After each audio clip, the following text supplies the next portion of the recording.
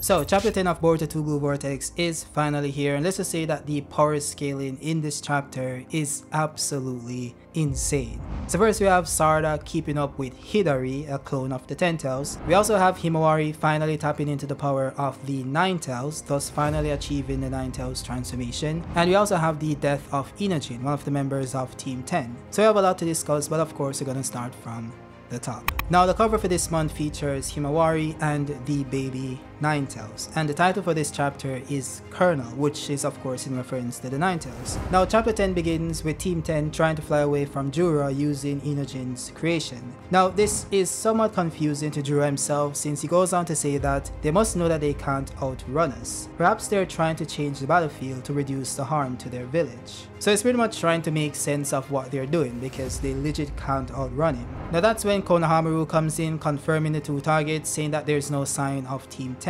Shikamaru then pops in telling him to relax, Team 10 is okay for now. They've taken Himawari and they're traveling southwest in order to lead the trespassers away. He then says that it's unclear why, but the duo's target is Himawari. All hands support Team 10. The sensory unit will share their location. Now this part is really interesting to me because there's been this issue with not seeing the old gen characters who are technically veteran Jonins at this point, so you'd assume that you'd see them defending the village to some degree. But we haven't seen that as yet, not when Code attacked the village, and no, not when the Shinjus are attacking the village. Now it could be that this is happening off screen, but it really isn't the same thing, and since Shikamaru has said all hands support Team 10, I'd wager that we might see some of the old gen characters in the upcoming chapters, but we'll have to wait and see. Now then switch to Shikamaru speaking to Kawaki, telling him to forget about Boruto and head to the scene. He then says that it seems like Boruto considers the trespassers enemies too. We can take advantage of that, let him stay free. Kawaki then replied to Shikamaru saying, if Himawari is in danger, you should have led with that, bastard. He then took off flying, and Delta pretty much followed behind him as she's been doing this entire time. So yeah, Kawaki is now concerned about Himawari, even though these guys have been attacking the village for quite some time now. And Kawaki was fully aware of this since he fought one of them and got two-pieced by Jura. And even after that moment when he woke up, Delta told him where they were still in the village. And he just ignored them and went after Boruto. So I'm like, bro, you know they're in the village, you know they're attacking the village. Himawari is in the village as well, the same village that they're attacking. No one needs to tell you that Himawari is in danger. She's in danger by virtue of her being in the village they are attacking. So you should have went after them instead of going after Boruto. And that's what Boruto was trying to tell you. Let's team up, take care of the guys, and you can handle me later on. I'm not the current active threat. Boruto told you this, but you didn't care. So him like trying to blame Shikamaru, saying you should have told me that Himawari was in danger. No, you should have known that she was in danger, since I'm pretty sure your IQ level is above room temperature. But you know, it is what it is. Let's move on to the next panel. Now then skip to Boruto. He's still having the issues with the karma. We can see that it's partially active on his right hand, and Shikamaru is asking if he's okay, what happened. Boruto says no worries, it's a minor issue, I just need a little break. And you guys know what that means. We likely won't be seeing Boruto in action in like the next 5 months, okay? And that's like 5 chapters in universe, so prepare yourself, okay? Now Jura then flew off, leaving Hidari to deal with Konohamaru and the other Jonins. Konohamaru then says, you're blocking our way, why are you after Himawari? He then replied saying, you're all so noisy. What business do you have with us? This of course confuses Konohamaru and the other random Jonin, and he's like, yo, like, you're attacking our village, what are you talking about? Now that's when Konohamaru remembered that they sent Sasuke's chakra earlier, and he's checking with the sensory unit telling them to check what's going on. They then said that the person in front of him is indeed Sasuke, the chakra does match. And that's when Sarada coincidentally pops up at this very same moment, and Konohamaru says, Sarada, and she's like, are you okay? Now this is very interesting to me because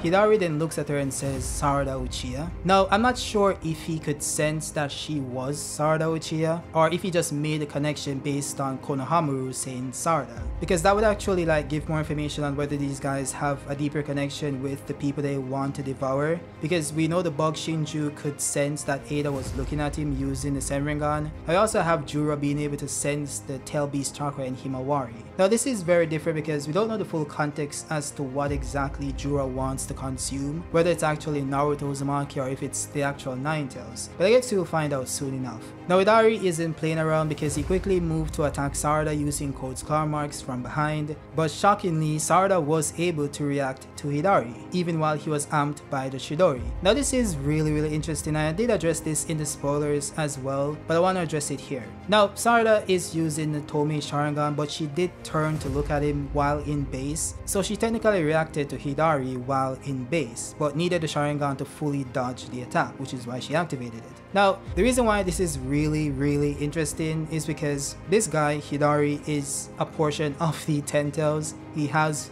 2 Renegons, not just one, and he's amped by the speed of the Chidori. Now I know, and we addressed this in the spoilers, that yeah, the Sharingan is able to predict movements, but as I explained, the user still has to be relative in power to the other person for it to work, as seen with Sasuke and Naruto. So this means that Sarada is indeed relative to Hidari. And the reason why this is borderline weird, I would say, even though I have no problem with it per se, is that Boruto showed relativity to Hidari.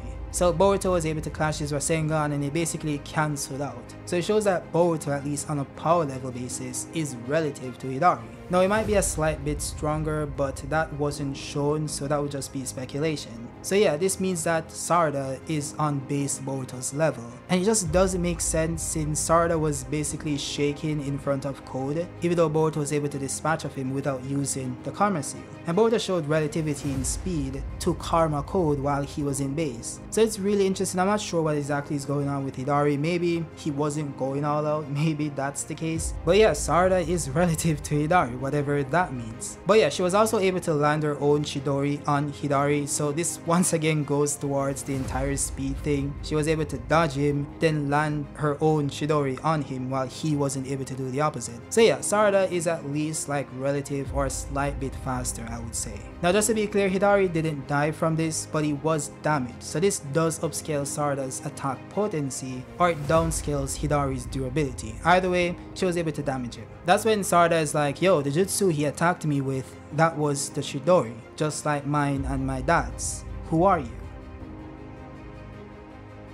But of course Himawari is confused by this. She's like, yo, you're the Biju that used to be inside my dad, right? What are you doing here? Actually, where are we? He then replied saying that it's nowhere real. What you're seeing is your conscious made visible. We're pretty much exchanging words mind to mind. She's like, mind to mind? He then says, of course, cause you and I are a single body and soul. Now this has caused some uproar on Twitter because this might mean what people think it means, but it might mean something else at the same time. Now what I mean by this is that people think that they now have this connected soul, like they're one, they're not separate entities per se. But I'm not sure that's what he meant. I think he's just referring to the mindscape that they're using, and the reason why they're able to do it is because she's basically a Jinchuriki, which means their souls are intertwined, because he pretty much attributes them being able to communicate mind to mind based on this connection. And this itself isn't anything new since every Biju could do this with their Jinchuriki back in Naruto. So I think he's just referring to that specific connection between a Jinchuriki and its tail beast. Not necessarily that him and Himawari are not separate entities, because they clearly are. And this is pretty much backed up by him going on to say that he is the Kurama that died in the battle versus Ishiki. This is when he said that his previous self coexisted inside her father, Naruto Uzumaki. But in the midst of battle, his flame of life was extinguished. But death itself is not eternal for the Biju. Even if our flesh or soul perishes, over time a kernel of us will sprout somewhere, and we will manage to return to life.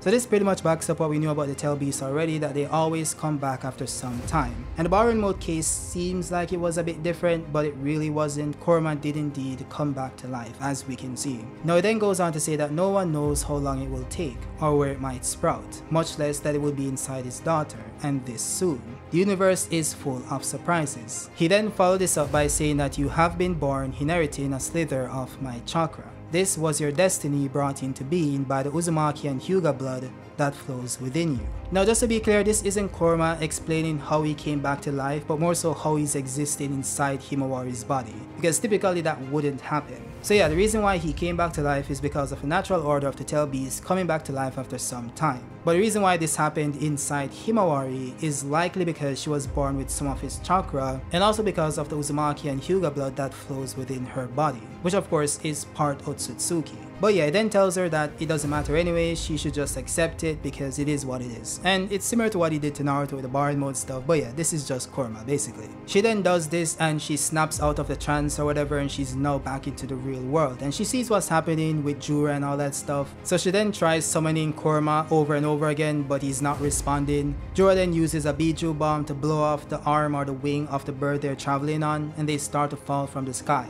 But they didn't really suffer any damages since Chocho used their powers to basically cushion the fall. Himawari then tries to summon Kurama one more time, and he pops in telling her to don't be a spoiled baby. He then tells her that she's the only one who can do something about it. It's a no-brainer. Whether she uses or quashes his power is all up to her. He then says, I can sense that your chakra has a higher affinity to mine than your other predecessors, even more than Naruto's. So get rid of any foolish preconceived biases. First off, you need to believe in yourself, otherwise your future doesn't look bright anyway.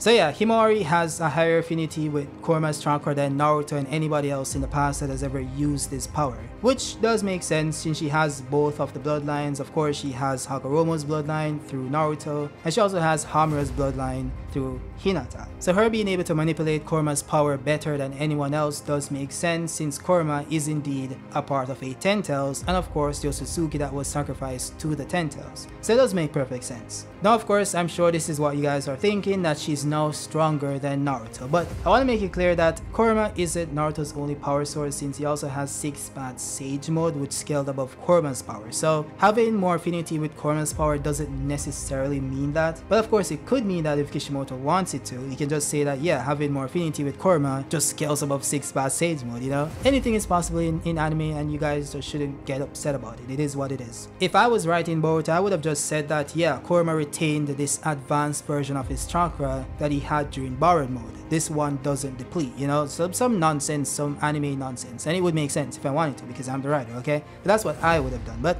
I like this is fine. But yeah, Himawari gets gassed up by the Nine Tails, so she rushes in trying to attack Jura, but Jura of course easily stops her kick and then breaks her leg, similar to what Ishiki did to Boruto. So yeah, it seems like she has the will to fight, but she doesn't really believe in herself fully, and that's restricting her from using Kurama's power. But yeah, Inojin gets really upset because they're kind of doing that thing between them. It hasn't been official, but it's clear what they're doing, okay? So he's like, you bastard, and he's sending a tiny tiger to attack Jura, okay? And of course, this easily gets destroyed by Jura without him even moving a finger, okay? So yeah, Jura starts to absorb Himawari using the tree thing that he was doing before, and he goes on to say that we call it Devour, but you simply become nourishment for me inside this tree. It isn't painful, there's no need to be afraid, and you'll eventually stop feeling anything. So yeah, this seems to be what the Clawgrams did to everyone that was turned into a tree, including Sasuke, and it seems that they have full manipulation over this ability to just turn anyone into a tree that can just nourish them.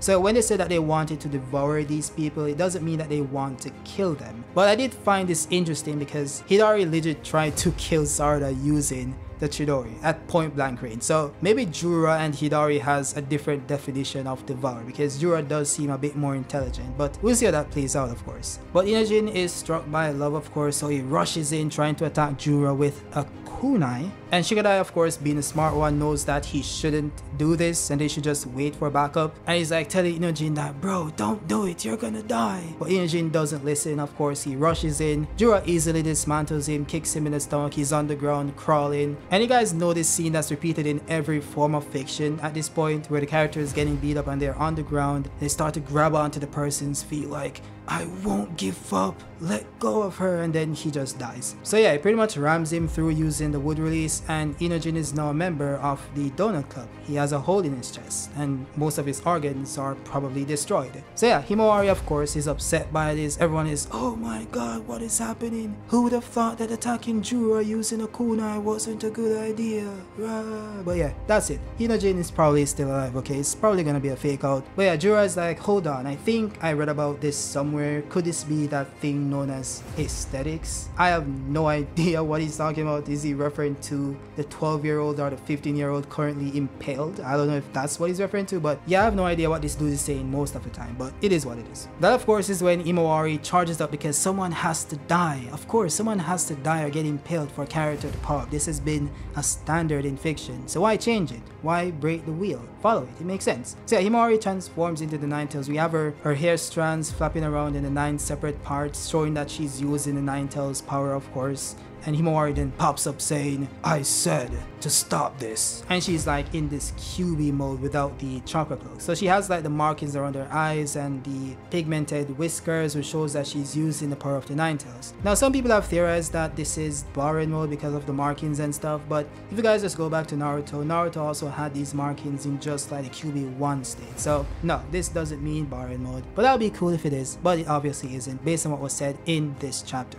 But yeah, everyone is shocked of course because Himawari is using some new power that she hasn't used before. But then you have Kurama in the background laughing and saying, "You've totally snapped. Well then, shall we run amok some, Himawari?" Which of course is referring to see when Naruto and Kurama first became friends. So yeah, this was pretty cool. But yeah, that's it for the chapter. I do think, as I mentioned before earlier on in the chapter, that they might include some older gen characters based on what Shikamaru said about all hands on deck. So we might see Sakura jump in to heal Inojin, or maybe Himawari does it using the Nine-Tails chakra. We will see. But yeah, let me know your thoughts on the chapter down below. Do you think it was a good chapter, a bad chapter, underwhelming, overwhelming? Whatever it is, drop it down below, and also drop a like if you like the video and subscribe if you're new, and I'll see you guys on the next one.